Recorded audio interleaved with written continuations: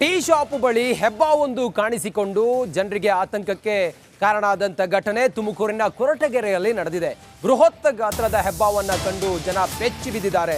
ತುಮಕೂರಿನ ಕೊರಟಗೆರೆಯಲ್ಲಿ ನಡೆದಂತ ಘಟನೆ ಇದು. ಹೆಬ್ಬಾವು ಕಾಣಿಸಿಕೊಂಡಿದೆ ಟೀ ಶಾಪ್ನ ಬಳಿ. ತುಮಕೂರು ಜಿಲ್ಲೆ ಕೊರಟಗೆರೆ ತಾಲೂಕಿನಲ್ಲಿ ಹೆಬ್ಬಾವು ಪ್ರತ್ಯಕ್ಷ ಆಗಿದೆ. ಕೊರಟಗೆರೆ ಪಟ್ಟಣದಲ್ಲಾಗಿರುವಂಥ ಘಟನೆ. ಹೆಬ್ಬಾವು ಕಾಣಿಸಿಕೊಂಡಿದ್ದು ಜನ ಎಲ್ಲ ಆತಂಕಕ್ಕೆ ಒಳಗಾಗಿದ್ದಾರೆ. ಮಂಜುನಾಥನವರ ಟೀ ಶಾಪ್ ಬಳಿ ಹೆಬ್ಬಾವು ಪ್ರತ್ಯಕ್ಷವಾಗಿದೆ. ಬೃಹತ್ ಗಾತ್ರದ ಹೆಬ್ಬಾವಿದು.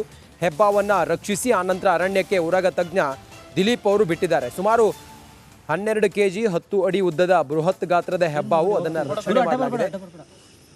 ಮಂಜುನಾಥನವರ ಟೀ ಶಾಪ್ ಬಳಿ ಹೆಬ್ಬಾವು ಕಾಣಿಸಿಕೊಳ್ಳುತ್ತೆ. ಸುತ್ತಮುತ್ತ ಇದ್ದವರೆಲ್ಲರೂ ಆತಂಕಕ್ಕೊಳಗಾಗ್ತಾರೆ. ತಕ್ಷಣಕ್ಕೆ ಉರಗ ತಜ್ಞ ದಿಲೀಪ್ ಬರ್ತಾರೆ. ಹೆಬ್ಬಾವನ್ನ ರಕ್ಷಿಸಿ ಅರಣ್ಯಕ್ಕೆ ಬಿಟ್ಟಿದ್ದಾರೆ. ಏನು ಮಾಡಬೇಡಿ, ಹೋಗ್ತೀವಿ ಗುರು. ಅಡ್ಡ ಬರ್ಬೇಡ ತಕ್ಕಳಿ ಬೇಗ ಹಂಗೆ ಸ್ವಲ್ಪ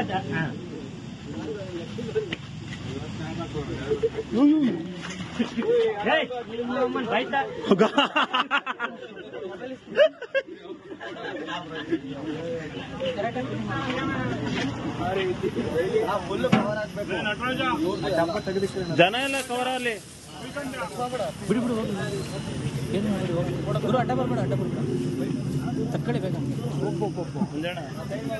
ಸೈಡ್ಗಿರು.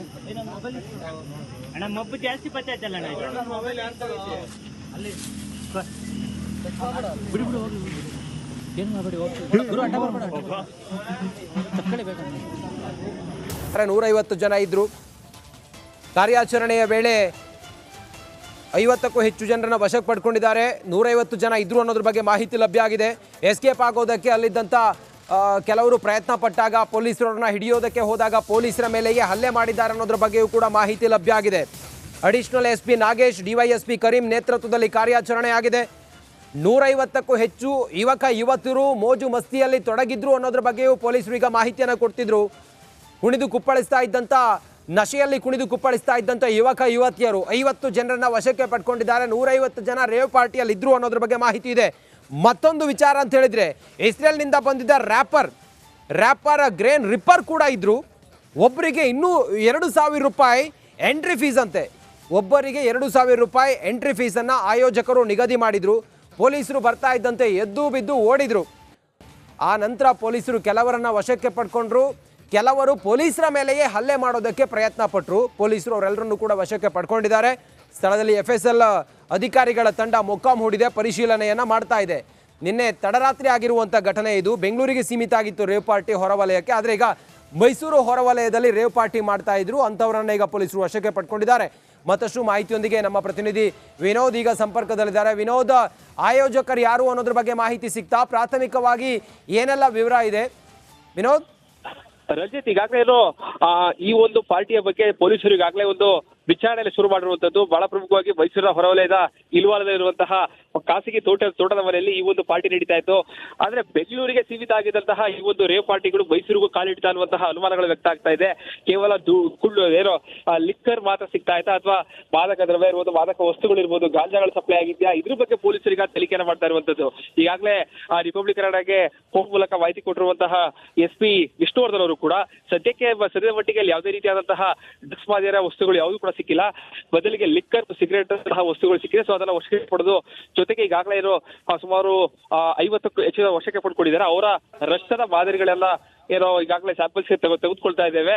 ಜೊತೆಗೆ ಈಗಾಗಲೇ ಆ ಒಂದು ಸ್ಥಳ ಏನಿದೆ ಮೈಸೂರಿನ ಕಬಿರಿಯ KRS ಬ್ಯಾಕ್ ವಾಟರ್ ಆಗಿರುವಂತದ್ದು. ಸೊ ಹೀಗಾಗಿ ಈ ಒಂದು ಸ್ಥಳಕ್ಕೆ ಪರ್ಮಿಷನ್ ಕೊಟ್ಟಂತಹ ಆ ಜಮೀನಿನ ಮಾಲೀಕ ಇರಬಹುದು, ಜೊತೆಗೆ ಪಾರ್ಟಿಯನ್ನು ಆಯೋಜನೆ ಮಾಡಿದಂತಹ ವ್ಯಕ್ತಿಯನ್ನು ಕೂಡ ಈಗಾಗಲೇ ಪೊಲೀಸರು ವಶಕ್ಕೆ ಪಡೆದು ಸಾಕಷ್ಟು ವಿಚಾರಣೆ ನಡೆಸ್ತಾ ಇದ್ದಾರೆ.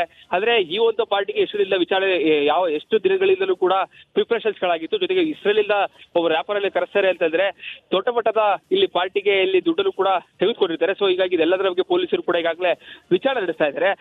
ಒಂದು ಹಂತದಲ್ಲಿ ದಸರಾ ನಡೆಯುವಂತಹ ಸಂದರ್ಭದಲ್ಲಿ ಈ ರೀತಿಯಾದಂತಹ ಪಾರ್ಟಿಗಳು ನಡೀತಿರೋ ಕಾರಣಕ್ಕಾಗಿ ಸಾಕಷ್ಟು ಸಂಖ್ಯೆಯಲ್ಲಿ ಪ್ರವಾಸಿಗರು ಬರ್ತಾರೆ. ಸೊ ಹೀಗಾಗಿ ಮೈಸೂರಿಗೂ ಕೂಡ ಈ ರೀತಿಯಾದಂತಹ ಡ್ರಗ್ಸ್ ಗಳಿರ್ಬೋದು, ಗಾಂಜಾಗಳು ಸಪ್ಲೈ ಆಗುವಂಥದ್ದು ಎಲ್ಲ ಒಂದ್ ಕಡೆ ಈ ರೀತಿಯ ಪಾರ್ಟಿಗಳು ನಡೆಯೋ ಕಾರಣಕ್ಕಾಗಿ ಮೈಸೂರಿಗೂ ಕೂಡ ಡ್ರಗ್ಸ್ ಮತ್ತು ಗಾಂಜಾಗಳು ಹೆಚ್ಚಿನ ಸಂಖ್ಯೆಯಲ್ಲಿ ಬರ್ತಾ ಇದೆ ಅನ್ನುವಂತಹ ಅನುಮಾನ ಕಾಣ್ತಾ ಇದೆ. ಸೊ ಮುಂದಿನ ದಿನಗಳಲ್ಲಿ ಪೊಲೀಸರು ಇದ್ರ ಬಗ್ಗೆ ಇದೆಲ್ಲ ಕಡಿವಾಣ ಆಗೋದಕ್ಕೆ ಯಾವೆಲ್ಲ ಕ್ರಮಗಳ ಕೈಗೊಳ್ತಿರೋದು ಕೂಡ ಈಗ ಕಾದು ನೋಡ್ಬೇಕಾಗುತ್ತೆ. ರಂಜಿತ್, ಥ್ಯಾಂಕ್ ಯು ನಿಮ್ಮೆಲ್ಲ ಮಾಹಿತಿಗಾಗಿ ವಿನೋದ್.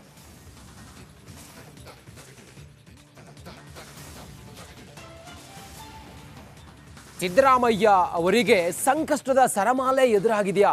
ಒಂದಾದ ಮೇಲೆ ಒಂದು ಸಂಕಷ್ಟ ಎದುರಾಗ್ತಾ ಇದೆಯಾ ಸಿದ್ದರಾಮಯ್ಯನವರಿಗೆ? ಸಿದ್ದರಾಮಯ್ಯನವರ ವಿರುದ್ಧ ಈಗ ಸ್ನೇಹಮಯಿ ಕೃಷ್ಣ ದೂರು ಕೊಡೋದಕ್ಕೆ ಹೊರಟಿದ್ದಾರೆ. ಲೋಕ ಬಳಿಕ ಇಡಿಗೆ ಸ್ನೇಹಮಯಿ ಕೃಷ್ಣ ದೂರು, ಇಮೇಲ್ ಹಾಗೂ ಪತ್ರ ಬರೆದು ದೂರು ಸಲ್ಲಿಕೆ ಮಾಡಿದ್ದಾರೆ. ಇಡಿ ಜಂಟಿ ನಿರ್ದೇಶಕ ಬೆಂಗಳೂರು ಇವರಿಗೆ ದೂರು ಕೊಟ್ಟಿದ್ದಾರೆ. 16 ಪುಟಗಳ ದೂರರ್ಜಿಯನ್ನ ಸ್ನೇಹಮಯಿ ಕೃಷ್ಣ ಕೊಟ್ಟಿದ್ದಾರೆ. ಮನಿ ಲಾಂಡ್ರಿಂಗ್ ಆಕ್ಟ್ ಮೂಲಕ ತನಿಖೆಗೆ ದೂರು ಕೊಟ್ಟಿದ್ದಾರೆ. ಸಿದ್ದರಾಮಯ್ಯ ವಿರುದ್ಧ ದೂರುಗಳ ಸರಮಾಲೆ. ಸ್ನೇಹಮಯಿ ಕೃಷ್ಣ ದೂರು ಕೊಟ್ಟಿದ್ದಾರೆ. ಸಿದ್ದರಾಮಯ್ಯ ಅವರಿಗೆ ಮತ್ತೊಂದು ಸಂಕಷ್ಟ ಎದುರಾಗಿದೆ.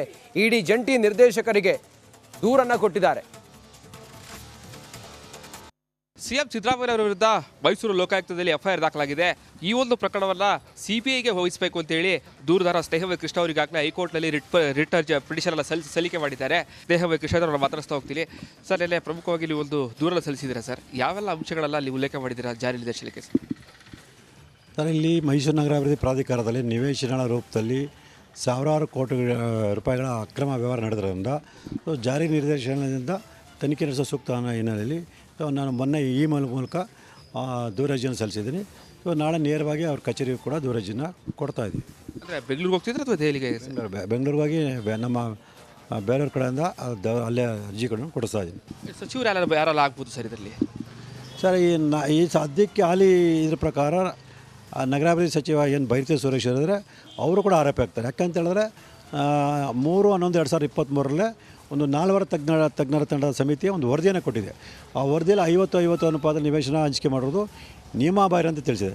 ಈ ವಿಚಾರ ಗೊತ್ತಿದ್ರು ಕೂಡ ಆ ವರದಿಯನ್ನು ಆಧರಿಸಿ ಕೂಡಲೇ ಕ್ರಮಗಳನ್ನು ತಗೊಂಡು 50-50 ಅನುಪಾತ ನಿವೇಶನ ಹಂಚಿಕೆ ಮಾಡೋದನ್ನ ನಿಲ್ಲಿಸಿಲ್ಲ. ಮತ್ತು ಈಗಾಗಲೇ ಏನು ನಿವೇಶನ ಹಂಚಿಕೆ ಮಾಡಿತ್ತು ಅದನ್ನು ಅದಕ್ಕೆ ಸಂಬಂಧಪಟ್ಟ ಏನು ಮಂಜೂರಾತಿ ಆದೇಶಗಳಿದೆ ಮತ್ತು ಕ್ರಯಪತ್ರಗಳಿದೆ, ಅದನ್ನು ರದ್ದುಪಡಿಸಿ ಆ ನಿವೇಶನ ವಾಪಸ್ ಪಡೆಯುವಂಥ ಯಾವುದೇ ಪ್ರಯತ್ನ ಮಾಡಿಲ್ಲ. ಹಾಗಾಗಿ ಇವರು ಕೂಡ ಅಪರೋಕ್ಷವಾಗಿ ಈ ಅಕ್ರಮದಲ್ಲಿ ಭಾಗಿಯಾಗಿ ಕಂಡು ಬಂದಿರೋದ್ರಿಂದ ಸೊ ಇವರು ಮತ್ತು ಸಂಬಂಧಪಟ್ಟ ಅಧಿಕಾರಿಗಳು ಕೂಡ ಆರೋಪಿಗಳಾಗ್ತಾರೆ. ಸರ್, ಈಗ ಮತ್ತೊಂದು ದಸರಾ ಬರ್ತಾ ಇದೆ ಸರ್. ನೀವು ಅವತ್ತು ಕೂಡ ಮನವಿ ಮಾಡ್ಕೊಂಡಿದ್ದೀರಿ ಸಿಎಂ ಅವರು ಉದ್ಘಾಟನೆ ಮಾಡ್ಬೋದಕ್ಕೆ ಪವಿತ್ರ ಇರುವಂಥ ದಸರಾ ಅಂತೇಳಿ. ಸೊ ನಿಮ್ಮ ನೆಕ್ಸ್ಟ್ ಸ್ಟೆಪ್ ಹೇಗಿರುತ್ತೆ ಸರ್? ಸರ್, ನಾಳೆ ನಾನು ಈ ಬಗ್ಗೆ ಮೈಸೂರು ಜಿಲ್ಲಾಧಿಕಾರಿಗಳಿಗೆ ಮನವಿ ಪತ್ರವನ್ನು ಕೊಡ್ತಾ ಇದ್ದೀನಿ. ಮೈಸೂರು ದಸರಾಗೆ 400 ವರ್ಷಗಳಿಂದ ಹೆಚ್ಚಿನ ಇತಿಹಾಸ ಇರೋದ್ರಿಂದ ಮತ್ತು ಅದಕ್ಕೆ ಅದರದೇ ಆದ ಪಾವಿತ್ರತೆ ಇರೋದ್ರಿಂದ ಈ ಆರೋಪ ಹೊತ್ತಂಥ ಮುಖ್ಯಮಂತ್ರಿಗಳು ಅಂದರೆ ವಿಚಾರಣೆಗೆ ಒಳಪಟ್ಟಿರ್ತಕ್ಕಂಥ ಆರೋಪಿ ಆಗಿರತಕ್ಕಂಥ ಮುಖ್ಯಮಂತ್ರಿ ಸಿದ್ದರಾಮಯ್ಯನವರು ಆ ಒಂದು ಕಾರ್ಯಕ್ರಮ ಭಾಗವಹಿಸಿದರೆ ಆ ಒಂದು ಪಾವಿತ್ರತೆಗೆ ಮತ್ತು ಅದರ ಚಾರಿತ್ರಿಕ ಹಿನ್ನೆಲೆಗೆ ಧಕ್ಕೆ ಆಗೋ ಸಂಭವ ಇರೋದ್ರಿಂದ ಅವ್ರನ್ನ ಯಾವುದೇ ದಸರಾ ಕಾರ್ಯಕ್ರಮದಲ್ಲಿ ಭಾಗವಹಿಸದಂತೆ ತಡೆಯಬೇಕು ಅಂತೇಳಿ ಮನವಿಯನ್ನು ಮಾಡ್ಕೊಳ್ತಾ ಇದ್ದೀನಿ. ಈಗಾಗಲೇ ಸಿಎಂ ಅವರು ಕೂಡ ನಾನು ಏನು ತಪ್ಪೇ ಮಾಡಿಲ್ಲ, ನಾನು ರಾಜೀನಾಮೆ ಕೊಡೋದಿಲ್ಲ ಅನ್ನುವಂಥ ಮಾತುಗಳೆಲ್ಲ ಕೂಡ ಹೇಳ್ತಾ ಇರುವಂಥದ್ದು. ಸರ್, ಮಾನ್ಯ ಉಚ್ಚ ನ್ಯಾಯಾಲಯ ಮತ್ತು ಜನಪ್ರತಿನಿಧಿ ನ್ಯಾಯಾಲಯ ಏನು ಈ ಸಂಬಂಧಪಟ್ಟ ತೀರ್ಪುಗಳು ನೀಡಿದೆ ಆ ತೀರ್ಪುಗಳನ್ನು ಗಮನಿಸಲಿಕ್ಕೆ ಗೊತ್ತಾಗುತ್ತೆ. ದಾಖಲಾತಿಗಳ ಸಮೇತ ಅವ್ರು ಮಾಡಿರ್ತಕ್ಕಂಥ ಅಪರಾಧ ಕುರಿತು ಮೇಲ್ನೋಟಕ್ಕೆ ಸಾಬೀತಾಗಿರೋದ್ರಿಂದ ತನಿಖೆಗೆ ಆದೇಶ ಮಾಡೋದು ಸ್ಪಷ್ಟ ಕಂಡು ಬರುತ್ತೆ. ಸಿಬಿಐ ಕೊಟ್ಟಿರುವಂತಹ ದೂರಲ್ಲೂ ಕೂಡ ಯಾವೆಲ್ಲ ಅಂದರೆ ಎಷ್ಟು ವರ್ಷಗಳಿಂದ ಮಾಡಬೇಕು, ಬರೀ ಕೇವಲ ಸಿಎಂ ಅವರ ಪತ್ನಿಯ 14 ಸೈಟ್ ನಿವೇಶನ ಮಾತ್ರ ಮೂಡಾದ ಆ ಹಗರಣದ ಬಗ್ಗೆಯೂ ಕೂಡ? ಸರ್, ನಾವು 1990 ಇಸ್ವಿಯಿಂದ ಏನು ಮೈಸೂರು ನಗರಾಭಿವೃದ್ಧಿ ಪ್ರಾಧಿಕಾರ ಅವ್ಯವಹಾರ ನಡೆದಿದೆ ಅದೆಲ್ಲ ಸಮಗ್ರ ತನಿಖೆ ನಡೆಸಬೇಕು ಅಂತ ನಾವು ಮನವಿಯನ್ನು ಮಾಡ್ಕೊಂಡಿದ್ವಿ. ಅದು ಈಗ ನಮ್ಗೆ ಲಭ್ಯ ದಾಖಲಾತಿ ಪ್ರಕಾರ 2015 ನಂತರ 50-50 ಅನುಪಾತದಲ್ಲಿ ಅವ್ಯವಹಾರ ನಡೆದ್ರಿಂದ ಸೊ 2015ರಿಂದ ಇಲ್ಲಿವರೆಗೂ ಏನು ಈ ಥರ 50-50 ನಿವೇಶನದಲ್ಲಿ ಸಂಬಂಧಪಟ್ಟಾಗಿ ಅಕ್ರಮಗಳಿದೆ ಎಲ್ಲನೂ ಕೂಡ ಸಮಗ್ರ ತನಿಖೆ ಮಾಡೋದಕ್ಕೆ ನಾವು ಮನವಿಯನ್ನು ಮಾಡ್ಕೊಂಡಿದ್ದೀವಿ. ಅದೇ ರೀತಿ ಆ ಒತ್ತಾಯವನ್ನು ಕೂಡ ಮಾಡ್ತೀವಿ. ಇದಿಷ್ಟು ಸ್ನೇಹಮಯಿ ಕೃಷ್ಣ ಅವರ ಮಾತುಗಳು. ಕ್ಯಾಮ್ರಾ ಪರ್ಸನ್ ಸಚಿನ್ ಜೊತೆಗೆ ವಿನೋದ್ ಪಡವರಳ್ಳಿ, ಪಬ್ಲಿಕ್ ಕನ್ನಡ, ಮೈಸೂರು.